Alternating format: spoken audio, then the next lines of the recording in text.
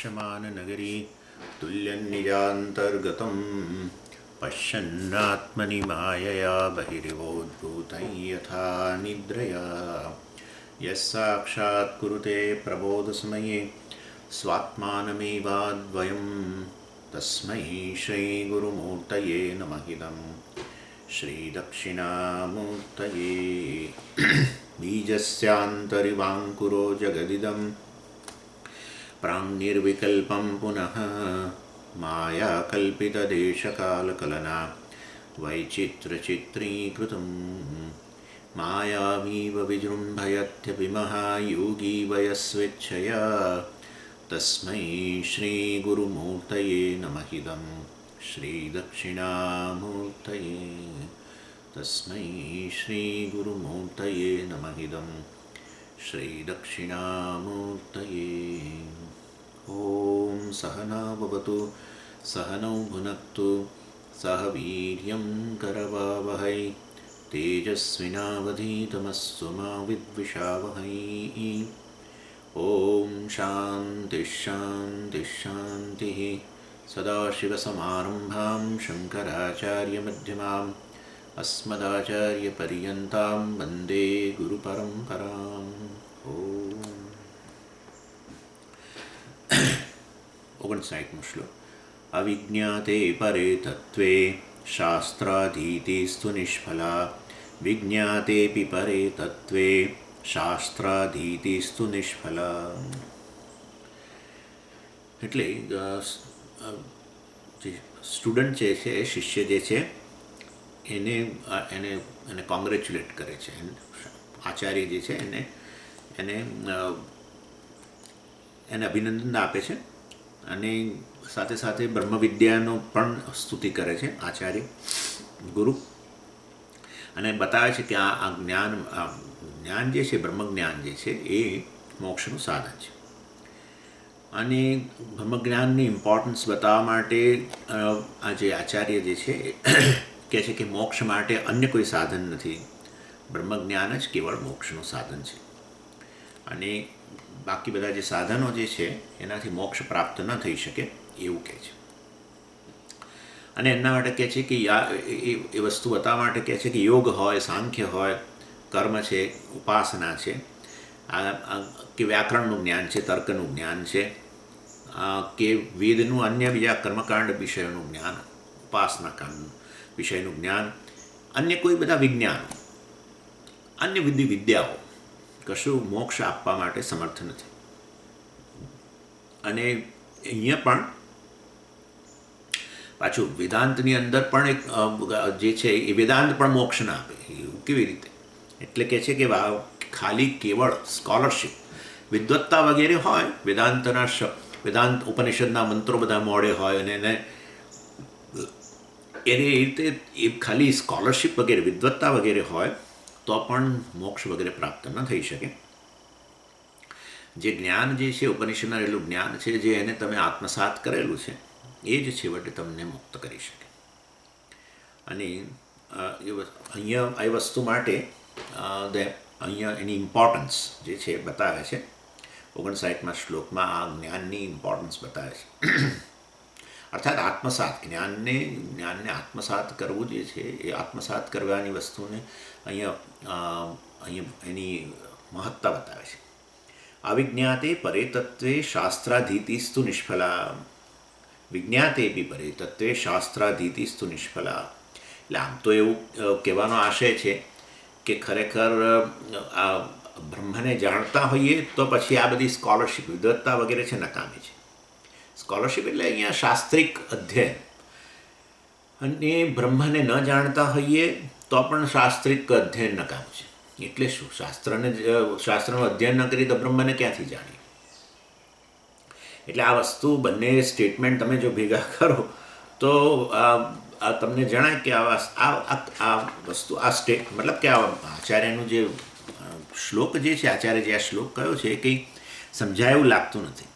પણ અહીંયા કહેવાનો આશય એવો છે કે શાસ્ત્રનું અધ્યયન કેવળ અધ્યયન માટે કરતા હોઈએ એટલે બસ જાણવા માટે ઉપનિષદમાં શું કહ્યું છે અને ઉપનિષદના ભાષ્યમાં શું કહ્યું છે અને એને એની ટીકાઓમાં શું કહ્યું છે ને આ બધી સ્કોલરશિપ છે, આ બધી વિદ્વત્તા જે છે એ એ કંઈ કામ કરવાની નથી, તમને મુક્ત કરવાની નથી.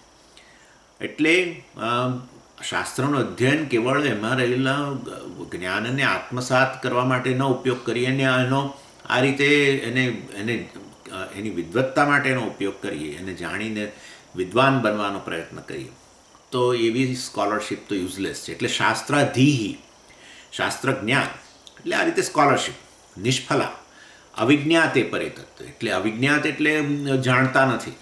આપણે આત્મજ્ઞાન પ્રાપ્ત કરીએ છીએ, પરંતુ એમને આત્મસાત કરવાનો પ્રયત્ન ન કરીએ તો આ બધી સ્કોલરશિપ નકામી છે. એટલે scholarship is useless without liberation, એમ કહેવાનો આશય છે. અને સાથે સાથે જ્ઞાન પ્રાપ્ત કરી લીધું પછી હવે આ બધું જાણીને કંઈ બહુ મોટો ફાયદો નથી, કારણ કે કામ થઈ ગયું. એટલે માટે વાસ્તવમાં એકવાર આ બધું તમે મુક્ત બની ગયા પછી હવે આ બધી સ્કોલરશિપ છે પણ નકામી છે. એટલે એ રીતે બંને રીતે scholarship is useless after liberation. જ્ઞાન મુક્ત બની ગયા પછી હવે આ બધું આમાં આ મંત્રની આ ટીકામાં આમ કહ્યું છે, ને ફલાણામાં આમ કહ્યું છે, ને એના પર આટલી ટીકાઓ છે, ને પેલી ટીકામાં ફલાણું છે, ને ભાષ્યમાં પેલી વસ્તુ છે. આ બધી વસ્તુઓ પણ છેવટે પછી નકામી બની જાય. એકવાર તમે જ્ઞાનથી મુક્ત બની ગયા હો પછી આ બધું સ્કોલરશિપ પણ નકામી છે. અને જ્ઞાન મુક્ત ન થયા હો ને કેવળ સ્કોલરશિપ હોય તો એ નકામી છે. એટલે બંને રીતે આત્મજ્ઞાન પ્રાપ્ત થઈ ગયેલું હોય તો પણ નકામી છે, આત્મજ્ઞાન પ્રાપ્ત ન થયું હોય ને કેવળ સ્કોલરશિપ તમે આ બધું ભણી રહ્યા હો, એક પછી એક ઉપનિષદને બધી ભગવદ્ ગીતાની કેટલી બધી ટીકાઓને બ્રહ્મસૂત્રને કેટલા બધા પ્રકરણ ગ્રંથોને કેવળ અભ્યાસ કરવા માટે જ કરતા હો એમ, તો પણ એ નકામું છે. તો પછી આ બધું ભણવાનું જ નકામું છે? ના ના ના ના, આ ભણવાનું તો છે જ. અને ભણવાનું ભણશો નહીં તો પછી મુક્ત થવાશે નહીં. માટે સ્કોલરશિપનો ઉપયોગ કરો, પરંતુ વાસ્તવમાં છેવટે એ જ્ઞાન આત્મસાત કરવા માટે જેનો ઉપયોગ કરવો જોઈએ. અને એ વસ્તુ અહીંયા કહી રહ્યા છે. એટલે આ ત્રણ સ્ટેટમેન્ટ છે અહીંયા, 3 પ્રકારના સ્ટેટમેન્ટ કરેલા છે આચાર્ય. પહેલું તો છે કે આ સ્કોલરશિપ કે વિદ્વત્તા જે છે એ જ્ઞાન મતલબ મુક્ત બન્યા ન હોઈએ તો એ અને આ શાસ્ત્રનું અધ્યયન કેવળ અધ્યયન કરવા માટે કરતા હોઈએ તો નકામું છે. કરે જ છે લોકો, વેદાંત શાસ્ત્રનું અધ્યયન જે છે લોકો કરે જ છે. એનાથી પેલી ડિગ્રી PhD ડિગ્રી મળે, આ મળે. એટલે અને PhD ડિગ્રી વેદાંત શાસ્ત્ર પ્રાપ્ત કરી પછી બસ એમાં એટલો બધો રસ પડી જાય કે પછી ભગવદ્ ગીતા ભાષ્યનો અભ્યાસ કરે ને એમાં એ ભાષ્યમાં રહેલી ટીકાઓનો અભ્યાસ કરે અને ટીકાઓને પણ એકબીજા સાથે સરખાવે.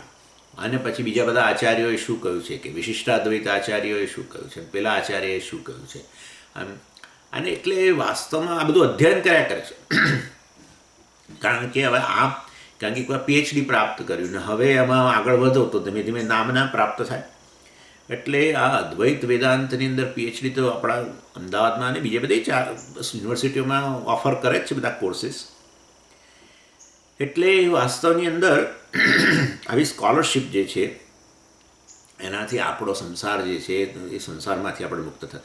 અર્થાત તમે જીવનમાં જે મર્યાદાઓનો અનુભવ કરો છો એ મર્યાદાઓમાંથી તમને આ ખરેખર જ્ઞાને મુક્ત કરવા જોઈએ.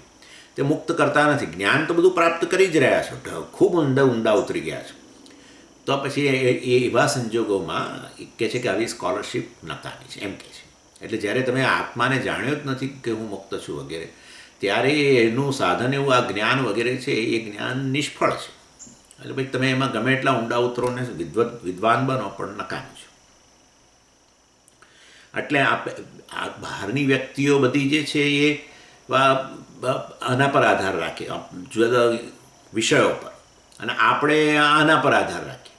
મતલબ કે સ્કોલરશિપમાં જેને રસ હોય એ શાસ્ત્રની પરતંત્ર બને, પેલા લોકો વિષયોને પરતંત્ર બને. પણ પરતંત્રતા તો ખરી જ, મુક્તિ ક્યાં છે?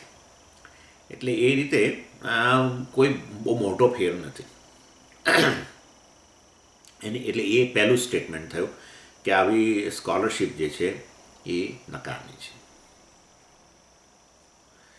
બીજું સ્ટેટમેન્ટ એવું છે કે એકવાર મુક્ત બની ગયા પછી આ જે સ્કોલરશિપ છે એ પણ નકામી છે. આ પ્રકારે એટલે એકવાર આપણે જાણી લીધું કે ખરેખર હું મુક્ત છું, ત્યાર પછી આ બધા ઉપનિષદોની અને મંત્રોને યાદ રાખ્યા તો એ શું ને એની કોમેન્ટ્રીઓ બધી એના પરના બધી ટીકાઓ ટિપ્પણીઓ જે છે અને એના પરની એ પાછી ટીકા ટિપ્પણીઓ છે એ બધી, અને એમાં રહેલા બધી દલીલો છે, આ બધું યાદ રાખ્યું તો એ શું, ના યાદ રાખ્યું તો એ શું. એકવાર મુક્ત બની ગયા તમે, એ સાધનનો ઉપયોગ થઈ ગયો જ્ઞાનનો, અને મુક્ત બની ગયા પછી આ બધી વસ્તુઓને રાખી તો શું મનમાં, ને ન રાખી તો શું. એટલે એ રીતે પણ કહે છે વિજ્ઞાતે બી પરે તત્વે. વિજ્ઞાતે એટલે આનું જ્ઞાન પ્રાપ્ત કરી લીધું, મુક્ત બની ગયા, આત્મજ્ઞાન પ્રાપ્ત કર્યું, મુક્ત બની ગયા, પછી આ શાસ્ત્રાધીતિસ્તુ નિષ્ફલા. શાસ્ત્રાધીહી એટલે આ આત્મજ્ઞાન, આ શાસ્ત્રનું અધ્યયન વગેરે જે છે, સ્કોલરશિપ વગેરે છે, નિષ્ફલા નિષ્ફળ છે. એટલે આ અહીંયા કહી રહ્યું છે કશું, મતલબ કંઈ પછી બ્રહ્મસૂત્ર ભણો કે આ ભણો કે તે ભણો, કશું પછી એનો બહુ મોટો ફાયદો નથી. તમારે ભણવું તો ભણો, પરંતુ એકવાર મુક્ત બન્યા પછી આ જ્ઞાન ને પ્રાપ્ત, એટલે મતલબ હવે કંઈ પ્રાપ્ત કરવાની આવશ્યકતા રહેતી નથી. એટલે રીતે આ બીજું વાક્ય, પહેલું વાક્ય કહ્યું કે આત્મજ્ઞાનને પ્રાપ્ત ન કર્યું હોય તો પછી આ બધું અધ્યયન નકામું છે, વિદ્વત્તા નકામી છે, શાસ્ત્રનું અધ્યયન નકામું છે. પછી કહે છે કે આ આત્મજ્ઞાન આ સંજોગોમાં નકામું છે કે જ્યારે તમે મુક્ત બની ગયા પછી આત્મજ્ઞાન પણ નકામું બની જાય છે. તો ત્રીજું સ્ટેટમેન્ટ હવે એવું છે કે આ આત્મજ્ઞાનનો ઉપયોગ છે શેમાં, સ્કોલરશિપ અથવા આત્મજ્ઞાન કે સ્કોલરશિપ જે છે એનો મુક્તિ માટે ઉપયોગ છે. કઈ રીતે?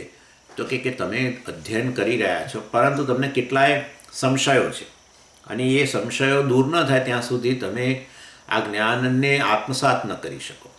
જ્ઞાન જો સંશયથી યુક્ત હોય તો પછી એ અજ્ઞાન સમાન જ છે. એટલે વાસ્તવની અંદર કોઈ પણ જ્ઞાનમાં સંશય નિવૃત્તિ આવશ્યક છે, સ્પષ્ટતા આવશ્યક છે. અને એના માટે તમારે આ પ્રકારનું, ઇન શોર્ટ કહેવાનો આશય એવો છે કે આ શાસ્ત્રના મતલબ વિવિધ આચાર્યો એ જે લખાણ આના ઉપર જે કર્યું હોય વિવિધ દૃષ્ટિબિંદુથી એનો અભ્યાસ કરવો જોઈએ કે જેથી કરીને તમે સ્પષ્ટતા આવે. એટલે વાસ્તવની અંદર વેદાંત શાસ્ત્રનું અધ્યયનમાં તમે ઊંડા ઉતરતા હો તો પણ ખોટું નથી. અનેક દાખલા તરીકે તમે ભાષ્યનો અભ્યાસ કરતા હો, શાસ્ત્રને મંત્રો જો છે એના પર આપણા આચાર્યનું ભાષ્ય છે એને અભ્યાસ કરતા પણ સ્પષ્ટતા ના આવી તો તમે જોઈ શકો, એના ઉપર બીજી ટીકા ટિપ્પણી હોય તે બીજા આચાર્યોએ, મતલબ વેદાંતના આચાર્યોએ કહ્યું હોય, જે દૃષ્ટિબિંદુ તમે જો જાણે મન કદાચ તો તમને વધારે સ્પષ્ટતા આવે. અને માટે જરૂરી બને છે. ઘણીવાર એવું થાય છે કે આપણે ભગવદ્ ગીતાનો અભ્યાસ કરતા હોઈએ અને બીજા કોઈ કે અન્ય વેદાંતના ગ્રંથોનો અભ્યાસ કરતા હોય ત્યારે આપણે જોઈએ છીએ કે આપણી સ્પષ્ટતા વધે છે. કારણ કે એક આચાર્ય એક દૃષ્ટિબિંદુથી કહ્યું હોય, બીજા આચાર્ય વસ્તુ એક જ છે, બ્રહ્મનું જ પ્રતિપાદન હોય કે જીવાત્મા બ્રહ્મ છે, જીવ બ્રહ્મ છે, જીવ અને બ્રહ્મ વચ્ચે કોઈ અંતર નથી વગેરે. પરંતુ આપણને એક ગ્રંથમાંથી વસ્તુ સ્પષ્ટ ન થઈ હોય તો અન્ય ગ્રંથમાંનો અભ્યાસ થતો હોય છે. આ પણ વિદ્વત્તા જ કહેવાય. પરંતુ આ બધી વિદ્વત્તા છેવટે આપણને સંશયમાંથી મુક્ત કરીને આત્મજ્ઞાન પ્રાપ્ત કરવું અને મુક્ત થવા માટે છે. અને માટે વિદ્વત્તાનો કોઈ કન્ડેમેશન, અહીંયા એ પ્રકારે એની નિંદા કરવામાં આવી છે એવું નથી, પરંતુ એનો ઉપયોગ શેના માટે કરો છો? એનો ઉપયોગ નામના પ્રાપ્ત કરવા માટે કરો છો, લોકોમાં દેખાડો કરવા માટે કરો છો, લોકો પર પ્રભાવ પાડવા માટે કરો છો, કે પછી આવી વિદ્વત્તા પ્રાપ્ત કરીને કદાચ થોડું ધન પ્રાપ્ત કરવા માગો છો કે તેથી તમે વધારે ધનને આકર્ષી શકો? આ બધું હોય તો પછી નકામું છે.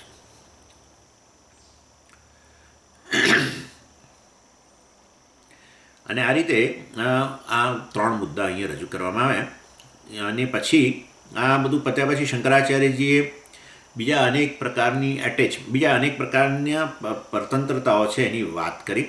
એમાં છેલ્લી વાત એમણે કરી, છેલ્લી વાસના અથવા છેલ્લી આસક્તિ છે એ શાસ્ત્રની આસક્તિ છે, શાસ્ત્ર વાસના જેને કહેવામાં આવે છે. અને એ શાસ્ત્ર વાસના પણ બહુ મોટો બંધન છે એમ કહે છે. એટલે હવે હું પહેલાંની જેમ ઘણા બધા ગ્રંથોનો અભ્યાસ ન કરી શકતો હોઉં, એટલે કારણ કે ઉંમર થઈ હવે વાંચી શકતો નથી, કશુંક સાંભળી શકતો નથી, અથવા વધારે ક્લાસ ભરી શકતો નથી કારણ કે જવા આવવાની તકલીફ છે વગેરે. તો એવા સંજોગોની અંદર એ બધું મને વસ્તુઓ ડિસ્ટર્બ કરતી હોય, કારણ કે પહેલાં બધું કરી શકતો હતો અભ્યાસ ખૂબ, અને હવે હું એ બધો અભ્યાસ નથી કરી શકતો, અને તો આપણે દુઃખી થઈ જતા હોય. આ પરતંત્રતા છે શાસ્ત્ર પરની. એટલે આ શાસ્ત્ર વાસના છે એ પણ છેવટે શાસ્ત્ર પરની આસક્તિ પણ જે છે એ બહુ આપણને દુઃખી કરતી હોય છે. એટલે એ છેલ્લી વાત કરી. જગત પરની પરતંત્રતા, જગતના વિષયો પરની પરતંત્રતાથી મુક્ત થઈને ઈશ્વર પરની પરતંત્રતાની વાત કરી. ઈશ્વર પર પરતંત્ર બનો, ત્યાંથી ઈશ્વર પરથી પરતંત્ર દૂર કરીને છેવટે ગુરુ પર પરતંત્ર થાય, ગુરુ પરની પરતંત્રતા છોડીને શાસ્ત્ર પર પરતંત્ર થાય. પણ પરતંત્રતા ચાલુ છે, જો ડિપેન્ડન્સ ચાલુ છે, ત્યાં સુધી દુઃખી થઈ. એટલે આ રીતે અહીંયા કહે છે કે આ છેવટે શાસ્ત્ર વાસના પણ આપણને દુઃખી કરતી હોય છે. એ અહીંયા વાત કરી રહ્યા છે. શાસ્ત્ર વાસના એટલે શાસ્ત્રની આસક્તિ, શાસ્ત્ર પરની પરતંત્રતા. એટલે એ પણ વાસ્તવમાં અનાત્મા જ છે. બધી વસ્તુ અનાત્મા છે. એ ગુરુ એ અનાત્મા છે, શાસ્ત્ર અનાત્મા છે, ઈશ્વર આપણાથી અન્ય માનીએ તો અનાત્મા. આપણે આપણાથી અન્ય જે હોય એને એ અનાત્મા કહેવાય. એટલે અનાત્મા પરની પરતંત્રતા છેવટે વાસ્તવમાં દુઃખનું કારણ બને. એટલે એક વ્યક્તિ કોફીને પરતંત્ર છે ને એક વ્યક્તિ શાસ્ત્રને પરતંત્ર છે. બંનેને આ પરતંત્રતા તો છે જ. એડિક્શન જેને આપણે કહીએ, વાસના. એટલે આ રીતે આપણા શાસ્ત્ર વાસના કે એક દિવસમાં જતી રહેતી નથી હોતી. શાસ્ત્ર વાસના વાસ્તવમાં હોવી જોઈએ બીજી બધી વાસનામાંથી છૂટવા માટે, પરંતુ આ જે શાસ્ત્ર વાસનાનો મતલબ શાસ્ત્ર વાસનાનો ઉપયોગ અન્ય વાસનામાંથી મુક્ત થવા માટે કરવો જોઈએ. જગતના વિષયોની વાસના કરતાં શાસ્ત્ર વાસના સારી, પરંતુ એનામાંથી મુક્ત થવાની જરૂર છે. અને શાસ્ત્ર વાસના એક શસ્ત્ર બને બીજી બધી વાસનાઓમાંથી મુક્ત થવા માટે.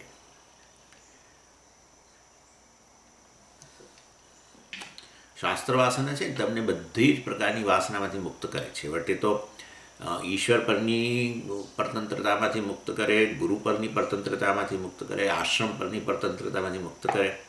આ બધું શાસ્ત્ર હેન્ડલ કરી શકે. અને એ શાસ્ત્રનું પછી આત્મસાત, શાસ્ત્રમાં રહેલા જ્ઞાનને આત્મસાત કરીને છેવટે આપણે મુક્ત બની જઈએ.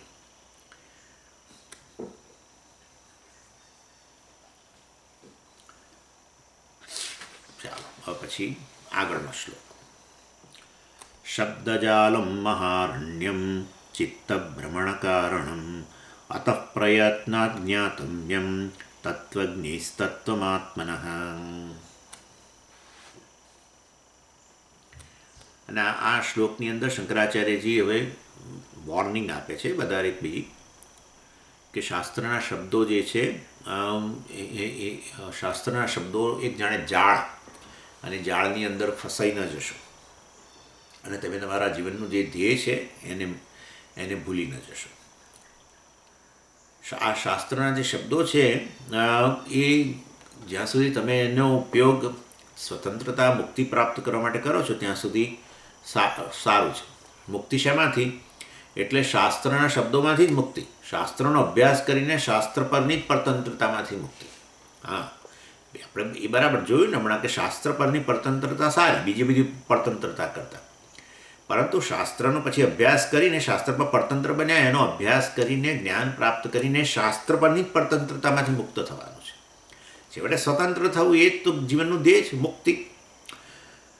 અને માટે એ અહીંયા હવે આચાર્ય અહીંયા એ વાત કરી રહ્યા છે. એટલે જો આપણે બહુ એલર્ટ નહીં હોઈએ, સાવધાન ન હોઈએ, તો વધારે ને વધારે શાસ્ત્રના શબ્દોમાં આપણે ખૂંપતા જઈએ. કારણ કે આપણે તો આપણા ત્યાં તો સંપ્રદાયમાં હજારો શાસ્ત્રો છે. એટલે તમે ઉપનિષદ જ ખાલી લો તો એની અંદર કેટલા બધા ઉપનિષદો. ચાલો આપણે કહીએ કે આપણે 10 ઉપનિષદનો અભ્યાસ કર્યો, અને એ ઉપનિષદો તો આપણને એના મંત્રો સીધા એનો આપણી મુક્તિમાં કામ કરતા નથી, સમજાતા જ નથી. એટલે વાસ્તવની અંદર અનેક આચાર્યોએ જે એના પર બધી ટીકા ટિપ્પણીઓ વગેરે લખ્યું હોય એનો આપણે અભ્યાસ કરીએ. પણ આ તો તમારી જાણ માટે કે એક જ ઉપનિષદ પર જુદા જુદા આચાર્યોએ જે ટીકા લખી હોય, મતલબ જે એની કોમેન્ટ્રી લખી હોય, એમાંથી 11 પ્રકારની દર્શનો ઊભા થયા. એટલે બધા જ આચાર્યો એક જ મંત્રને જાણે જુદી જુદી રીતે જોઈ રહ્યા છે. એટલે વાસ્તવની અંદર કોઈ આ કે છે આ ઉપનિષદનું દર્શન જે છે એ વાસ્તવમાં અદ્વૈત જીવ બ્રહ્મનું ઐક્ય પ્રદાન કરનારું છે. કોઈ કહે છે કે ના ના એ વિશિષ્ટ અદ્વૈત, એટલે કહે છે કે જીવ બ્રહ્મનો અંશ છે વગેરે વગેરે, એવું ઉપનિષદ કહે છે. કોઈ કહે છે ના, જીવ અને બ્રહ્મ, જીવ અને ઈશ્વર બંને ભિન્ન ભિન્ન વસ્તુઓ છે. એટલે દ્વૈતાદ્વૈત છે, એને પછી શુદ્ધાદ્વૈત છે, અને પછી ભેદાદ્વૈત છે, કેટલા બધી. અર્થાત એક જ ઉપનિષદ પર જુદા જુદા આચાર્યોએ જે ટીકા ટિપ્પણીઓ લખી એ તમે જો જુઓ તો બધામાં જુદું જુદું દર્શન છે, જુદી જુદી ફિલોસોફી. એટલે વાસ્તવની અંદર 11 કે 12 પ્રકારની ફિલોસોફી એક જ ઉપનિષદના અભ્યાસ પરથી 11 કે 12 પ્રકારનું અર્થઘટન, મતલબ જુદા પ્રકારની ફિલોસોફી ઊભી થઈ. અને આ તો આની પાછું આ બધાનો આધાર, મતલબ કે આ બધી ફિલોસોફીનો આધાર છે વડે ઉપનિષદ, ગીતા કે બ્રહ્મસૂત્ર. અને તમે અદ્વૈત દર્શનની વાત કરતા હો તો એમાંય આપણે તો ઉપનિષદની અંદર જ કેટલાય બધી કોમેન્ટ્રીઓ, કેટલું બધું.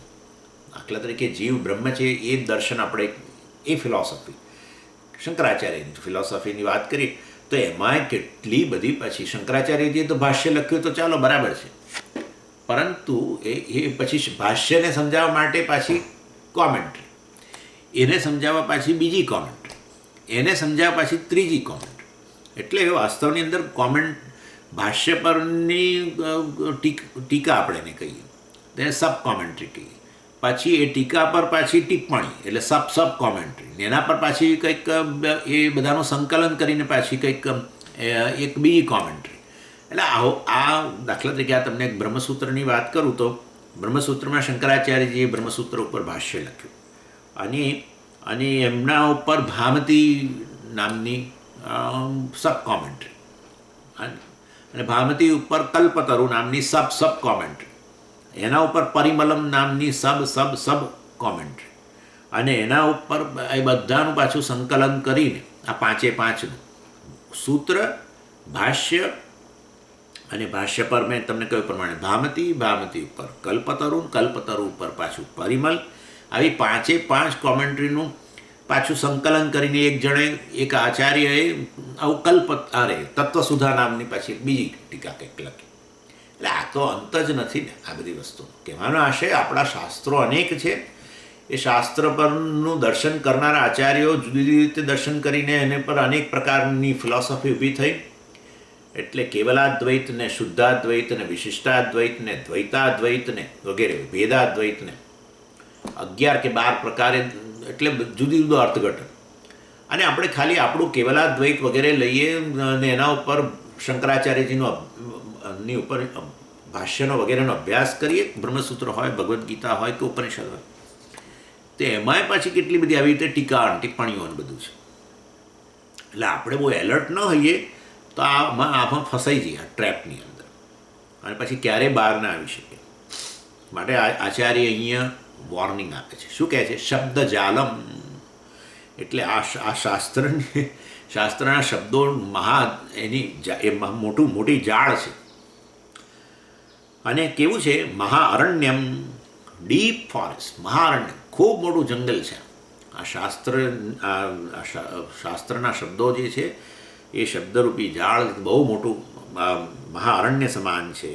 અને જો એની અંદર આપણે એલર્ટ ન રહીએ તો આપણે ફસાઈએ. જેમ અભિમન્યુ પેલા 7 કોઠા જે બનાવ્યા પેલા કુરુક્ષેત્રના યુદ્ધની અંદર, એમાં અભિમન્યુ ફસાઈ ગયો, એટલે અને એમાં એનું મૃત્યુ થયું.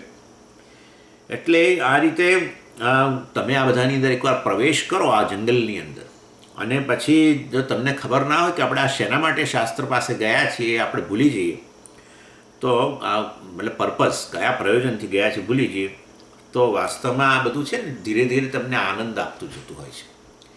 એટલે તમે અભ્યાસ કરો ને એમ ધીરે ધીરે તમને આનંદ આવે. પછી તમે કોઈક સ્વામીજી એના ઉપર હવે આ ભાષ્ય લો ને, એના ઉપર ભાષ્ય છે લો, ભાષ્ય ઉપર સ્વામીજી આ ટીકા છે એનો આપણે અભ્યાસ કરીએ. સમજીએ એના ઉપર આ બીજી ટીકા છે એનો આપણે અભ્યાસ કરીએ, એના માટે પાછું સંસ્કૃતનો અભ્યાસ કરીએ, ફલાણું કરીએ, ઢીકણું કરીએ, અને પછી બસ એ બધી ટીકાઓ ટિપ્પણીઓ વાંચવામાં આનંદ આવે. આપણે શેના માટે અભ્યાસ કરો છો?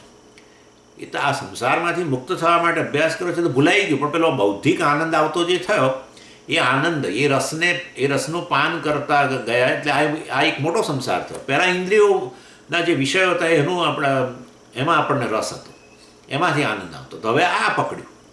એટલે છેવટે શબ્દજાલમ મહાઅરણ્ય. એટલે આ તો ખરેખર આજે કહીએ ને આપણે પેલું આ લોકો કહે છે આપણે પેલી ઓપિયમ નથી હોતા, આ લોકો પેલી ડ્રગ્સ કહે ને, આ લોકો જે લોકો ડ્રગ્સનું સેવન કરતા હોય છે ને, કોકેઇન ને એવું બધું, એનું સેવન કરનારને પછી એક ભયંકર ટેવ પડી જાય, એના વગર ઉથલ પાથલ કરી નાખે એટલો બધો. અને એવી રીતે આપણે આ ઇન્ટેલેક્ચ્યુઅલ ડ્રગ થઈ ગઈ આપણા માટે. અને વાસ્તવની અંદર એટલે પેલી ડ્રગ જે છે તમને એ જુદા પ્રકારના આમ એક એક્સ્ટસી, એક તમને જુદા સ્તરે લઈ જાય આમ. અને આ તમને વાસ્તવમાં આ પણ એક આ પ્રકારની એડિક્શન, ઇન્ટેલેક્ચ્યુઅલ એડિક્શન થઈ ગયું. એટલે આચાર્ય અહીંયા કહે છે આ તો મહાઅરણ્ય છે, એટલે આપણને ચેતવે છે. પછી શું કહે છે? ચિત્ત ભ્રમણ કારણમ. એટલે કહે છે કે વ્યક્તિ એની અંદર એકવાર ફસાય ને પછી એનું ચિત્ત એમાં ભ્રમિત થઈ જાય, કન્ફ્યુઝન. ઇન શોર્ટ, તમે જેમ આ બધું બહુ ઊંડો અભ્યાસ કરો એમાં ને એમાં વધુ ને વધુ ફસાતા જાઓ, તમારું ચિત્ત ભ્રમિત થઈ જાય કે આ સાચું પેલું સાચું શું થાય. એટલે અને જો વ્યક્તિ મતલબ સાવધાન ન હોય તો આ રીતે આવી મુશ્કેલી થાય. એટલે એક જણે કહ્યું કે તો પછી આચાર્યોએ લખ્યું શેના માટે? આચાર્યોએ લખ્યું ત્યારે બધું થયું ને, માથાકૂટ. લખ્યું જ ના હોત કોઈ કે કશું તો અમે આ ફસાત જ નહીં ને. હવે તમે કહો છો આ બધું શબ્દજાળ છે ને, મહાઅરણ્ય છે ને, અને ચિત્ત એનાથી ભ્રમિત થઈ જાય, કન્ફ્યુઝન, ખૂબ બધું ખૂબ મૂંઝાઈ જઈએ આ બધા જોઈને, તો આચાર્યોએ લખવાની જ જરૂર નથી. ના ભાઈ, આચાર્યનો દોષ ના કાઢશો. વાસ્તવની અંદર શાસ્ત્ર જ્યારે આ પ્રકારે જ્યારે કોઈ પણ વસ્તુની વાત કરે ને ત્યારે હંમેશા એક દૃષ્ટિબિંદુને મનમાં રાખીને વાત કરતું હોય છે. અને માટે એટલે એની statement is valid under various condition. એટલે શાસ્ત્ર જ્યારે, એટલે તમે ગૂંચવાઓ છો બરાબર છે, પણ શાસ્ત્ર એક દૃષ્ટિબિંદુથી કહે છે, તમે એ દૃષ્ટિબિંદુ સમજી નથી શક્યા, અને માટે તમને થાય છે કે આ બધું બહુ ગૂંચવાળો છે, ચિત્ત ભ્રમિત થઈ જાય છે વગેરે વગેરે. એટલે અને શાસ્ત્ર વાત એટલે એ કયા દૃષ્ટિબિંદુથી કહ્યું છે એ શાસ્ત્ર તમને ન કહે, પણ શાસ્ત્રમાં કહેવામાં આવ્યું હોય એ વસ્તુ એક દૃષ્ટિબિંદુ છે, એ તમારે જાતે સમજવાનું હોય છે. એટલે શાસ્ત્ર કઈ કન્ડિશન, કઈ દૃષ્ટિબિંદુને મનમાં રાખીને કહે છે એ તમને ખબર ન હોય, અને એટલે કારણે તમને થાય કે આ બધું અંદર પરસ્પર વિરુદ્ધ જણાય છે વગેરે એ પણ ઉત્પન્ન થાય, અથવા કયા દૃષ્ટિબિંદુ છે તમને ન સમજાય. અને મોટાભાગના લોકો તો સ્વીકારી લે બહુ વિચાર્યા વગર. એટલે એમને વાસ્તવમાં બહુ મુશ્કેલી ના હોય, તમે કોને ખાલી અમે સાંભળીએ છીએ એ રીતે. પણ કેટલાક જે લોકો વિચાર કરનારા જે હોય એ લોકો વાસ્તવમાં એમને લાગે કે આ શાસ્ત્રનું વાક્ય કંઈ ઠીક લાગતું નથી, અને જો આ રીતે વિચારીએ તો એમાં ગૂંચવાડો છે. આપણે શેની વાત કરીએ છીએ? આચાર્યોએ કેમ આ બધું લખ્યું, આટલું બધું લખવાની જરૂર કેમ હતી, ત્યારે આટલી ગૂંચવાડો થયો એમ કહીએ છીએ ને આપણે. એના માટે આપણે વિરુદ્ધ કારણ આપી રહ્યા છીએ કે કેમ લખ્યું છે એમણે. એટલે ઉપનિષદમાં તમે જુઓ ને તો તમે ખાલી ગમે તે એક નાનો ઉપનિષદ લઈને એના મંત્રોનું ભાષાંતર વાંચી જાઓ તો તમને ખબર પડશે કે આમ કર્મની નિંદા કરી હોય અને એને એ જ ઉપનિષદમાં કર્મની સ્તુતિ કરેલી હોય, અને એટલે તમને થાય કે બધું શું છે. એટલે શાસ્ત્રએ એક દૃષ્ટિબિંદુ રાખીને કહ્યું, ખોટું નથી કહ્યું, ભલે તમને વિરુદ્ધ જ જણાવ્યું છે, કારણ કે તમને કઈ દૃષ્ટિબિંદુથી કહેવામાં આવ્યું છે ખબર જ નથી. પણ અને શાસ્ત્ર એવું ના કે અમે આ દૃષ્ટિબિંદુને મનમાં રાખીને તમને આ કહીએ છીએ, એવું એ શાસ્ત્ર ન કહે. તો ભાઈ કોણે કહેવું પડે? આ બધું આચાર્યોએ કહેવું પડે, એટલે એના ઉપર લખવું પડે ને. એટલે આ રીતે આચાર્યો સમજાવે કે જુઓ આ દૃષ્ટિબિંદુથી આ વાક્ય કે આ મંત્રનો અર્થઘટન કરવું જોઈએ, એ દૃષ્ટિ એટલે માટે કોઈ વિરોધાભાસ નથી. એટલે અને મોટાભાગના લોકો તો મંત્રમાં જે કહ્યું આગળ જે કહ્યું બધું ભૂલાઈ ગયું હોય, એટલે આગળ કર્મની નિંદા કરી હોય પણ હવે એ ક્લાસ પતી ગયો, હવે આ ક્લાસમાં કર્મની સ્તુતિ થતી હોય તો એને સ્વીકાર કરી લે. પણ કેટલાક વિચારે કે પહેલાં સ્વામીજી કહેતા હતા કે મંત્રમાં આ ફલાણો મંત્રમાં કર્મની નિંદા હતી, હવે આ મંત્રમાં કર્મની સ્તુતિ કરી, તો આ તો વિરુદ્ધ છે. એટલે એ લોકોને પછી માટે કહી ગયું, જો ભાઈ આ આચાર્યએ છે ને, જો એના પર આ જે કોમેન્ટ્રી લખી છે એનામાં સમજાવ્યું છે કે આ દૃષ્ટિબિંદુથી આ કર્મની સ્તુતિ છે, આ દૃષ્ટિબિંદુથી કર્મની નિંદા છે. એટલે એ આવું કેટલાકને જ પછી આ વાંચ્યા પછી પણ કેટલાક વધારે ઊંડું ચિંતન કરનારા જે છે એને કોઈક બીજો નવો ડાઉટ આવે, એટલે એના માટે થઈને પણ આચાર્યોએ ફરી પાછું લખવું પડે. અને એ પાછું એમાં થોડા ઊંધા ઉતરો ત્યારે તમને થોડું લાગે કે હા તો આ હજુ આ સ્ટેટમેન્ટ છે એ યોગ્ય નથી, અથવા આ દૃષ્ટિબિંદુથી મતલબ આ વાક્ય જે છે ને પેલું વાક્ય છે એના વચ્ચે આ વિરોધ છે, એટલે એના ઉપર વળી પાછું કોઈક બીજા આચાર્યએ કંઈક લખવું પડે. આ બધા નિરાકરણ જેમ ઊંડા ઉતરીને અભ્યાસ કરનારા લોકો માટે એમને ક્યાંય શાસ્ત્રમાં વિરોધાભાસ ન જણાય એના માટે આચાર્યોએ કંઈક ને કંઈક સમજાવવું તો પડે જ. એટલે એના પરથી એટલે શાસ્ત્રના મંત્રો પર ભાષ્ય વગેરે હોય, પણ ભાષ્ય પર પાછી આ ટીકા અને ટિપ્પણીઓ બધું આવ્યું. એનું કારણ આ છે કે કેટલાક લોકો એવા છે જે આ બધામાં ઊંડા ઉતરે ત્યારે એમને આ બધા એમના મનમાં બધા સંશયો ઉત્પન્ન થાય, તો એ સંશયની નિવૃત્તિ તો કરવી પડે ને. એ સંશયની નિવૃત્તિ કરે તો એ વસ્તુ જ્ઞાન એમને સ્પષ્ટ થાય ને તો પછી છેવટે એ આત્મસાત કરીને મુક્ત થાય. એટલે આચાર્યનું કામ એટલું જ છે કે આ જે તે શરત જે તે દૃષ્ટિબિંદુથી આ વસ્તુ કહેવામાં આવી છે અને માટે વિરોધાભાસ નથી. અને આ રીતે નવી નવી કન્ડિશન, નવા દૃષ્ટિબિંદુથી એ વસ્તુને વિચારતા જઈએ ત્યારે વાસ્તવમાં આ વસ્તુ આપણા જ્ઞાન એકદમ સ્પષ્ટ થઈ જાય. એટલે આ સ્કોલરશીપ જ છે ને, પરંતુ આ સ્કોલરશીપ છેવટે સંશયમાંથી મુક્ત થાય. અને બધા લોકો આવું નથી કરી શકતા. એ લોકો તો તમે મંત્રનો અર્થ કહી દીધો એટલે કે શાંતિ, બસ પતી ગયું. અને તમે આજે જે કહો એને કે આ કાલે યાદ રાખવાની એમને જરૂર નથી હોતી. એટલે આગળ કહ્યું હોય પહેલાં કર્મની એકદમ નિંદા કરી હોય, પણ એ તો એ ક્લાસ તો ક્યારનો પતી ગયો, બે મહિના થઈ ગયા. અને હવે આ એ જ ઉપનિષદ ચાલી રહ્યું હોય અને એમાં હવે એમના મંત્રમાં કર્મની સ્તુતિ આવી. પેલું યાદ ના આવે કે ત્યાં કર્મની નિંદા કરી હતી, અહીંયા કર્મની સ્તુતિ કરી, એવું યાદ ના આવે. તમે આજે જે કહો છો એ સાચું, ચાલો બસ એ આવું બધું. એટલે આવા લોકો માટે કશી જરૂર નથી. ખાલી મંત્રને અર્થને જે થોડીક કહેવામાં આવ્યું એ પૂરતું છે. પણ થોડું ચિંતન કરનારા લોકો છે એમને થાય કે ત્યાં આમ કહ્યું તું નહીં આવે તો આ તો વિરોધાભાસ છે વગેરે વગેરે. એટલે આચાર્યોએ એના પર કોમેન્ટ્રી લખીને બધું સમજાવ્યું કે ભાઈ આ દૃષ્ટિબિંદુથી ત્યાં કહ્યું છે, અહીંયા આ દૃષ્ટિબિંદુથી અહીંયાની સ્તુતિ કરી છે વગેરે વગેરે. એમાં પાછું વિચારો લોકો ત્યારે એમને ખબર પડે કે આ હજુ યોગ્ય નથી અને માટે ફરી સંશય ઉત્પન્ન થયો. અને માટે આટલા હજારો વર્ષોની અંદર કેટલાય આચાર્યોએ જે લોકોએ આવું થિંકર, ખૂબ લાંબુ ઊંડું ચિંતન કરનારા લોકો માટે અનેક પ્રકારની કોમેન્ટ્રી લખીને આ ગ્રંથો તૈયાર કરેલા છે.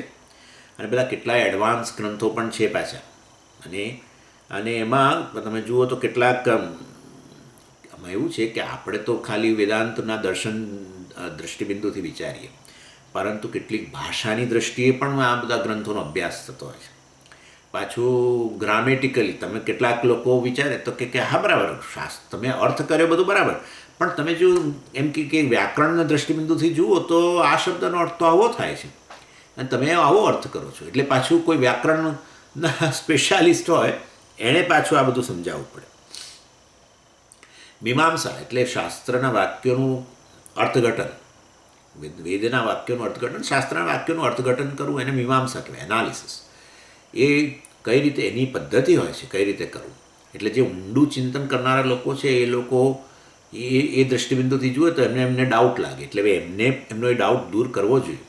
એટલે કેટલીક મીમાંસાની શરતોને આધારે પાછું એ વાક્યનો અર્થ સમજાવવામાં આવે.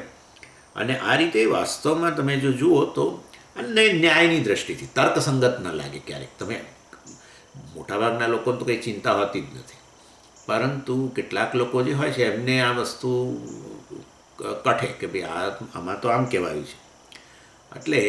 એટલે વાસ્તવમાં તર્કબદ્ધ લાગતું નથી. એટલે પાછા કોઈક લોજિશિયને આવીને પાછું એના પર ટીકા લખીને કહેવું પડે. ઇન શોર્ટ આ રીતે આટલું બધું તમે કહો છો મહારણ્ય ઊભું થયું, શબ્દજાળ ઉત્પન્ન થઈ, પણ એનું કારણ આ છે આચાર્યોએ જ લખ્યું ત્યારે થયું, માટે તમે હવે કહો કે મહારણ્ય છે ના પ્રવેશ કરો ને. પણ લખવા પાછળનું કારણ હતું કે જેમ તમે ઊંડું ચિંતન કરો એમ જેમ નવા સંશયો ઉત્પન્ન થાય એ સંશયોની નિવૃત્તિ કરવા માટે આચાર્યોએ લખ્યું છે. માટે આચાર્યોનો દોષ ન કાઢી શકાય. પરંતુ તમે એનો અભ્યાસ કેવળ હવે આ સ્કોલરશિપ માટે કરતા હો, વિદ્વત્તા પ્રાપ્ત કરવા કરતા હો, લોકોમાં પોતાની છાપ ઊભી કરવા માટે કરતા હો, સંસ્કૃતના કેટલા બધા શ્લોકો મોડે કરે અને પછી વ્યાખ્યાન આપતી વખતે બધા શ્લોકો આમ ધડ ધડ ધડ ધડ બોલે, એટલે લોકો આમ પગે લાગી જાય તમને બરાબર, તમારી વાહ થઈ જાય અને ક્યાંથી કોટ કરે, બ્રહ્મસૂત્રમાં આમ કહ્યું છે ને પેલાની જગ્યાએ આમ કહ્યું છે, ઓહો હમણાં તો ખૂબ બધો અભ્યાસ કરે. એટલે હવે તમે વાસ્તવમાં અન્ય પર આવી પ્રભાવ પાડવા માટે કરો છો કે પછી એટલે આવી કે તમે વિદ્વત્તા એક રસ ઉત્પન્ન થઈ ગયો છે.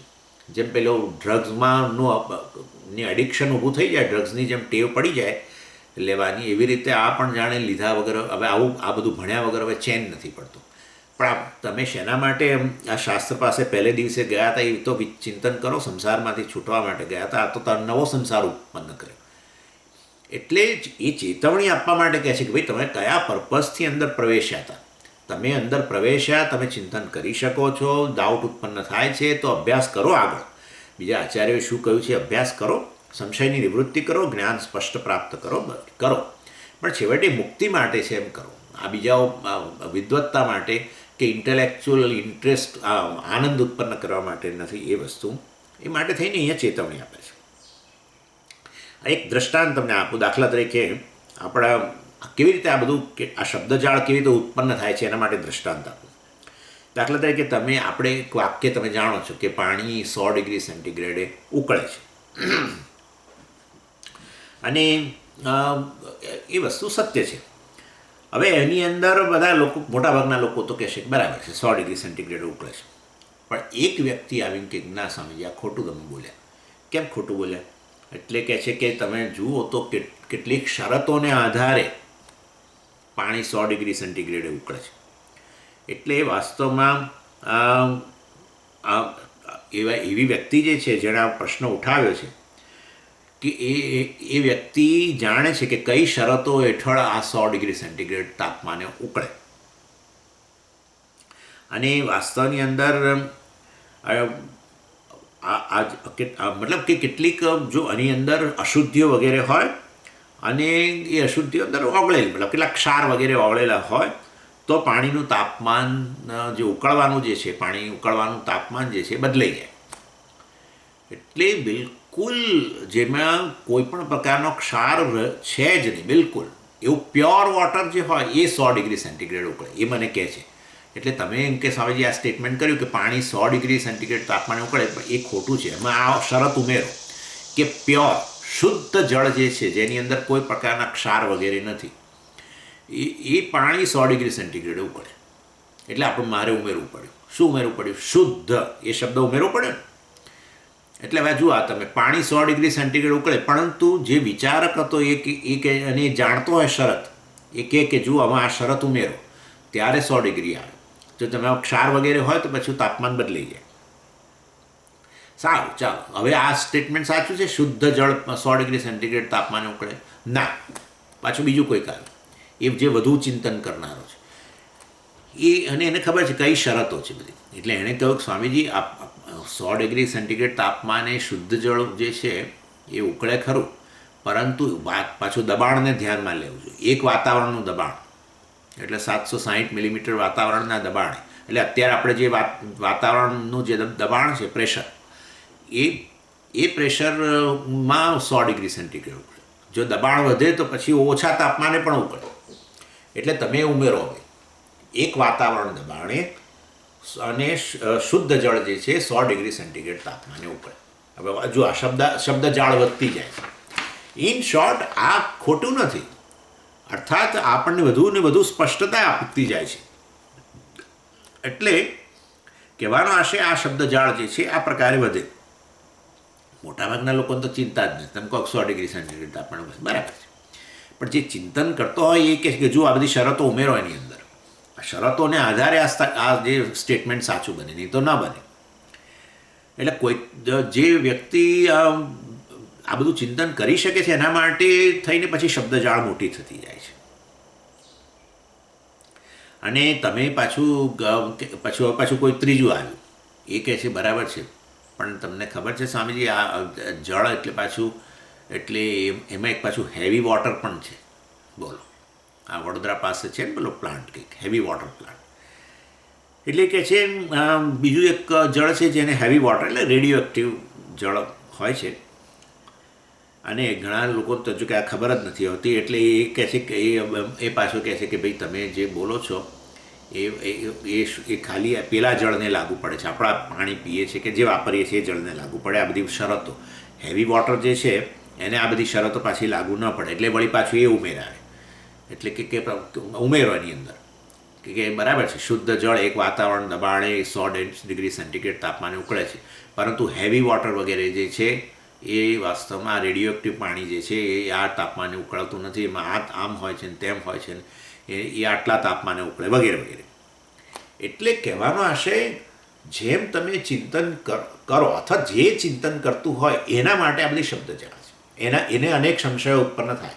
એ સંશયોની નિવૃત્તિ માટે આ બધી ટીકાઓ ટિપ્પણીઓ ને આ બધું છે. માટે આચાર્યોએ લખ્યું, ખોટું લખ્યું ને એ લોકોએ લખ્યું ત્યારે બધું જાળ ઊભી થઈને જાળ પાથરી એમણે ને હવે કહે છે તમે ફસાવો નહીં. એ કઈ રીતે હોય? મહાઅરણ્ય ઊભું કોણે કર્યું? આચાર્યોએ કર્યું. તો પછી હવે એકવાર તમે અરણ્ય ઊભું કરો પછી અમને કહો કે તમારા અરણ્યમાં પ્રવેશ નહીં કરવાનો, તો એવું તો કેવી રીતે? એટલે લખવા પાછળનો આશય જે છે આ છે, અને એનો અભ્યાસ કરવાનો પણ ખોટું નથી. એટલે આપણે કહ્યું ને પહેલાં, સ્કોલરશિપ ખોટી છે જ નહીં. એટલે તમારા સંશયની નિવૃત્તિ થતી હોય છે, અને સંશય નિવૃત્તિ થાય, જ્ઞાન સ્પષ્ટ થાય તો તમે આત્મસાત કરી શકો આરામથી. એટલે આવું બીજું પણ છે, જેમ કે જ્યાં જ્યાં ધુમાડો હોય ત્યાં ત્યાં અગ્નિ રહેલો હોય. હવે આમ સામાન્ય દેખાય છે તમને આ વસ્તુ, એટલે પરંતુ આની અંદર કેટલી બધી, જેમ તમે એમાં ચિંતન કરો ને એમ તમને ખબર પડે કે આ વાક્ય દેખાય છે એટલું સરળ નથી, એમાં આટલી તકલીફો છે. જ્યાં જ્યાં ધુમાડો ત્યાં ત્યાં અગ્નિ એ બોલો છો, પણ એમાં આટલી શરતો ઉમેરવાની જરૂર છે. સ્વામીજી આ જનરલ સ્ટેટમેન્ટ તમે કરો છો, એમાં જો આવું હોય ને તો પછી આ વાક્ય ખોટું ઠરે. માટે એ ખોટું ન ઠરે એના માટે ફલાણી શરત ઉમેરો. પછી એ પત્યું ત્યારે કે પાછું બીજું આવ્યું કોઈ ના, એમાં હજુ આ વાક્ય ખોટું ઠરે છે. કયું વાક્ય? જ્યાં જ્યાં ધુમાડો ત્યાં ત્યાં અગ્નિ, યત્ર યત્ર ધૂમઃ તત્ર તત્ર અગ્નિ. એમાં તમે આ શરત નહીં ઉમેરો તો એ ખોટું થશે, એટલે પછી એ શરત ઉમેરે તો શબ્દજાળ એટલે વધે. પણ આવું ચિંતન કરનારા લોકો માટે, સામાન્ય લોકો તો કે હું કહું જ્યાં જ્યાં ધુમાડો ત્યાં ત્યાં અગ્નિ, હા બરાબર છે, બિલકુલ બરાબર છે. હવે એના માટે કશું પછી એ બહુ ચિંતનનું ઇન શોર્ટ, એટલે આ પ્રકારની વસ્તુ છે. એટલે કેટલાક જે છે આપણા સ્ટુડન્ટ્સ વગેરે જે છે, જે જાણે છે કે આ શાસ્ત્રનું જે તે વાક્ય જે છે એની વેલિડિટી, એની જે છે એનું પ્રામાણ્ય કેટલીક શરતોને અધીન હોય છે. અને બધી શરતો એ ચિંતન કરનાર લોકો માટે, એને એ બધી શરતોનો એ જાણે ત્યારે એને થાય કે બરાબર છે આ વસ્તુ હવે આ શરતને આધારે છે ને માટે એ ખોટું વાક્ય નથી વગેરે વગેરે. એના જે સંશય વગેરે નિવૃત્ત થઈ જાય. અને એના કારણે આ રીતે જુઓ તમે કેટલા લેવલ્સ એન્ડ લેવલ્સ બધા જે છે, કેટલાય સ્તરના પુસ્તકો છે, કેટલાય દ્રષ્ટિબિંદુ જે છે, વ્યાકરણના દ્રષ્ટિબિંદુથી ને તર્કના દ્રષ્ટિબિંદુથી ને મીમાંસાના દ્રષ્ટિબિંદુથી ને. અને આ રીતે આવા ચિંતન કરનારાઓ માટે અનેક પ્રકારના મતલબ શાસ્ત્ર પરના ટીકા ટિપ્પણી વગેરે રહેલી છે. એટલે આ વસ્તુ અહીંયા કહેવાય છે. અને એટલે આ બધા એડવાન્સ બધા પુસ્તકો વગેરે છે, એનો અભ્યાસ જે છે એ આવા સંશયોની નિવૃત્તિ માટે કરવો જોઈએ, સ્કોલરશિપ વગેરે માટે. એટલે દાખલા તરીકે વાસ્તવમાં એક બીજું પણ આમાં વસ્તુ આપણે જોઈ શકીએ છીએ એટલે કારણ જે છે આપણે સામાન્ય રીતે કારણ શબ્દ વાપરીએ છીએ. તમે જાણો છો વેદાંતમાં કારણ શબ્દ જે છે એ વાસ્તવમાં બે પ્રકારના કારણ હોય છે. જો અહીંયા જ આપણને ખબર પડશે કેવું છે. આપણે સામાન્ય રીતે કહીએ કે આ કાર્ય માટે આ કારણ છે, પણ હવે સહેજ ચિંતન કરીએ તો ખબર પડે કારણ બે પ્રકારના હોય છે, નિમિત્ત કારણ અને ઉપાદાન કારણ. અને પાછું ઉપાદાન કારણ કયું? પાછું ઉપાદાન કારણ એટલે તો મટીરિયલમાંથી જે વસ્તુ બને એ કાર્ય, ઇફેક્ટ. અને આ મટીરિયલ કોઝ અથવા તો ઉપાદાન કારણ. પણ તો એ આ રજ્જુ જે છે એ કયા પ્રકારનું કારણ? રજ્જુમાંથી સર્પ બને છે, એટલે અને સોનામાંથી ઘરેણું બને છે. તો હવે બંને કંઈક જુદા લાગે છે. સોનામાંથી ઘરેણું બને છે ત્યારે તો આમ જાણે સોનામાં થોડું કંઈક પરિણામ, થોડું ચેન્જ આવ્યો હોય એવું લાગે. ચેન્જ એટલે એટલીસ્ટ ફોર્મ એમ.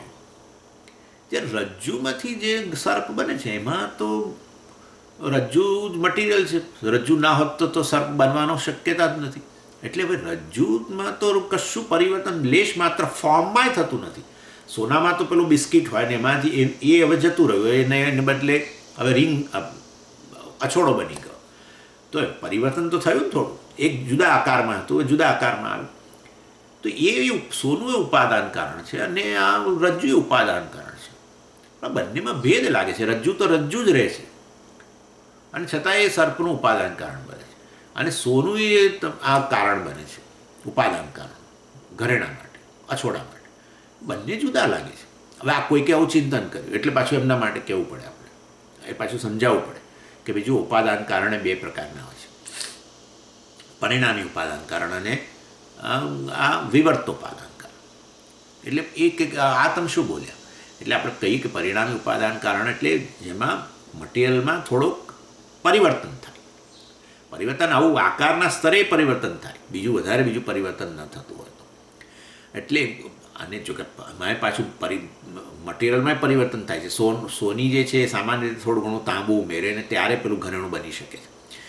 એટલે ઘરેણુંને તો સ્ટડી ન બની શકે, એકદમ નરમ રહે. સોનું પ્રમાણમાં નરમ છે એટલે હવે ઘરેણું બનાવે ત્યારે પછી એ નરમ રહેતું હોય તો પછી એનો અછોડાનો શેપ ને બધું બદલાઈ જાય સહેજ વજનને કારણે તો ખેંચાણને કારણે.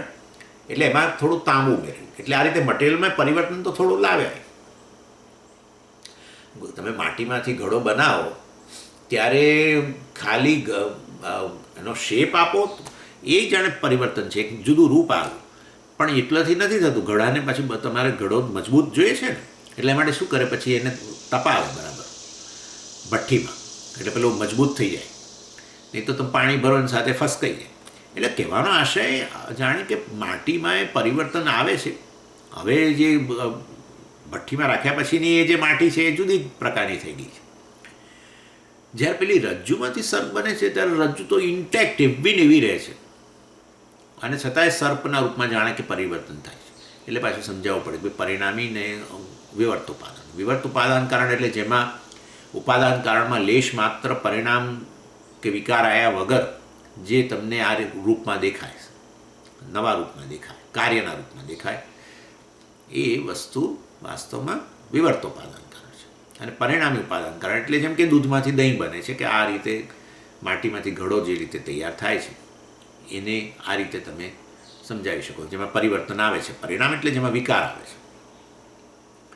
એટલે આ કહેવાનો આશય જેમ ચિંતન કરો એમ પછી શબ્દજાળ તો વધી, શબ્દો ઉમેરાતા જ ગયા, વ્યાખ્યાઓ વધતી ગઈ. અને એમાં પાછું કોઈક આવશે નવું એ કે ઉભારો આમાંથી આમ બને છે, એમાં આ કયું પરિણામ, આમાં કયું ઉપાદાન કારણ ના હતી. એટલે પાછું એને સમજાવવા માટે આગળ. હવે તમે જુઓ તો આપણો અધ્યાસ જે છે એરર બરાબર, અધ્યાસ ભૂલ, ખરેખર તો ભૂલ. રજ્જુને બદલે સર્પ જોયો એ આપણે શું કહીએ છીએ એને અધ્યાસ. શેનો અધ્યાસ? સર્પનો અધ્યાસ. શેના ઉપર? રજ્જુ ઉપર. એટલે ભૂલ, મતલબ એરર, સુપર ઇમ્પોઝિશન. હવે એમાં વધારે શું ચિંતા કરવાની? ભૂલ તે ભૂલ છે બરાબર ના, એ અધ્યાસ પાછા એમાં કોઈકે ચિંતન કર્યું. અને વાસ્તવની અંદર પહેલાં જ્ઞાનાધ્યાસ ને અર્થાધ્યાસ, પછી પાછું એમાં વધારે બીજું કે ના ઉભા રહો. અધ્યાસમાં પાછું આગળ બીજું ચિંતન કરીને કહે છે કે ના સંસર્ગ અધ્યાસ ને તાદાત્મ્ય અધ્યાસ. એમાં પાછું આગળ ચિંતન કરીને કહ્યું કે ના, સોપાધિક અધ્યાસ ને નિરૂપાધિક અધ્યાસ. એટલે ભાઈ અધ્યાસની અંદર આટલા છ વસ્તુ, આવા છ ડિવિઝન, સબ ડિવિઝન કરવાની ક્યાં જરૂર છે? એરર છે એમ. પણ જે લોકો ચિંતન કરી શકે છે એ લોકો વિચારે છે કે ભાઈ ખાલી તમે અધ્યાસ કહી દો તો વસ્તુ એ સમજાવી શકાતી નથી. થોડું ચિંતન કરો તો ખબર પડે કે અધ્યાસમાં છે, વિવિધતા છે, ભૂલ છે, પણ તો એમાં ડિવિઝન છે. અને એટલે પછી સમજાવવું પડે એવા લોકો માટે. અને તમે સમજાવો એટલે શબ્દો વધતા જ જાય, શબ્દ જાળ. એટલે વાસ્તવની અંદર તમે જેમ ઊંડા ઉતરો અને ત્યારે તમને ખબર પડે કે તમને આવા પ્રકારના સંશયો છે. અને સંશયો ન હોય તો પછી આ બધો અભ્યાસ કરવાની જ ક્યાં જરૂર છે? એટલે સંશયો હોય તો જેમ અભ્યાસ કરવો જરૂરી જ છે. અને એ અભ્યાસ કરો તો સંશયની નિવૃત્તિ થાય. પણ સંશય નિવૃત્તિ માટે અભ્યાસ કરું છું, નહીં કે વિદ્વત્તા પ્રાપ્ત કરવા માટે, કે નહીં કે બૌદ્ધિક સ્તરના આનંદ માટે. બૌદ્ધિક સ્તરનો આનંદ એટલે પાછું એ લોકોનું એક સર્કલ હોય, એમાં પાછી ચર્ચા ચાલે. હા, ફલાણી ટીકામાં આમ કહ્યું છે ને એ ટીકા મેં છે ને હમણાં એનો કમ્પેરેટિવ અભ્યાસ કર્યો. પાછા એમ કે કમ્પેરેટિવ અભ્યાસ કર્યો, પેલામાં આમ છે ને એમાં આમ છે. અને પણ ત્યાં એ વસ્તુને સમજવા માટે પાછું મેં ફલાણી ટીકાનો અભ્યાસ કર્યો, મેં આમ કર્યું. આ બધાની અંદર આ તો એમાં ફસાઈ ગયા એવું થઈ ગયું પછી. એટલે આ મુક્તિ પ્રાપ્ત કરવા માટે શાસ્ત્રનો અભ્યાસ કરવાનો, તો એના માટે આ બધા ટીકા ટિપ્પણીઓનો પણ અભ્યાસ કરવો પડે, જેથી સંશયોની નિવૃત્તિ થાય, તમારું જ્ઞાન એકદમ સ્પષ્ટ બની જાય. અને એ બધું છોડીને છેવટે આ અભ્યાસમાં જ એટલો બધો આનંદ આવવા લાગ્યો કે શાસ્ત્રની વાસના ઉત્પન્ન થઈ, શાસ્ત્ર પર પરતંત્ર બની ગયા. અને પછી સ્થિતિ એવી આવે કે આપણે હવે અભ્યાસ નથી કરી શકતા, કદાચ લાંબુ વિચારી નથી શકતા, શાસ્ત્ર વાંચી નથી શકતા, આંખો નબળી પડી, કાં તો કાન નબળા પડ્યા. એટલે આપણે કોઈકને સાંભળતા હોઈએ પ્રવચનો, એ કોઈકના ક્લાસમાં બધો અભ્યાસ કરવા માટે બહુ જતા હોઈએ, એ ન જઈ શક્યા. અને ત્યારે દુઃખી થઈ ગયા. એટલે જેમ પેલી જે ભોગી વ્યક્તિ છે, જેમ એના ઇન્દ્રિયના વિષયો અમુક જે છે જેના પ્રત્યેના આસક્તિ છે એ ન મળે ને કેવો દુઃખી થાય, એવો આ વ્યક્તિએ દુઃખી થયો. એટલે દુઃખી થયો મતલબ કે જો સંસાર એનો એ જ રહ્યો. એનો અર્થ એવો થયો કે શાસ્ત્રનો અભ્યાસ કરવા પાછળનું તમારું જે વલણ હતું એ વલણ ખોટું નીકળ્યું. આટલા વર્ષોના અભ્યાસને અંતે તમે એની એ સ્થિતિમાં રહ્યા, ઉપરથી ફસાઈ ગયા. એટલા માટે આચાર્ય આ બધું કહી રહ્યા છે. નહીં કે શબ્દજાળમ મહારણ્યમ એટલે આ બધું છોડી દેવું જોઈએ ને કશું ભણવું જ ન જોઈએ, એવો કોઈ આશય છે જ નહીં.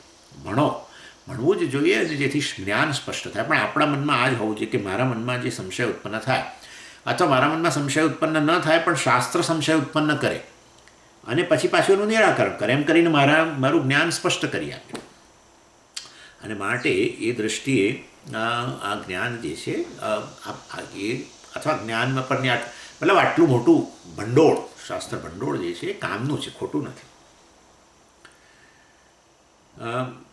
અને એટલે અહીંયા કહે છે કે અતઃ પ્રયત્નાત જ્ઞાતવ્યમ અતઃ, એટલે તમે આ તમારું ચિત્ત ભ્રમિત થઈ જતું હોય તો તમે એ બધી વસ્તુઓમાંથી મુક્ત બનો. ચિત્ત ભ્રમિત, કન્ફ્યુઝન પણ થતું હોય તો મુક્ત બનો. માટે અતઃ પ્રયત્નાત જ્ઞાતવ્યમ, માટે એલર્ટલી જે એનો મૂળ આધાર જે છે, શાસ્ત્રનું જે બેઝિક ટીચિંગ છે એ પ્રાપ્ત કરો. એમાં એની ફ્રિલ્સ અથવા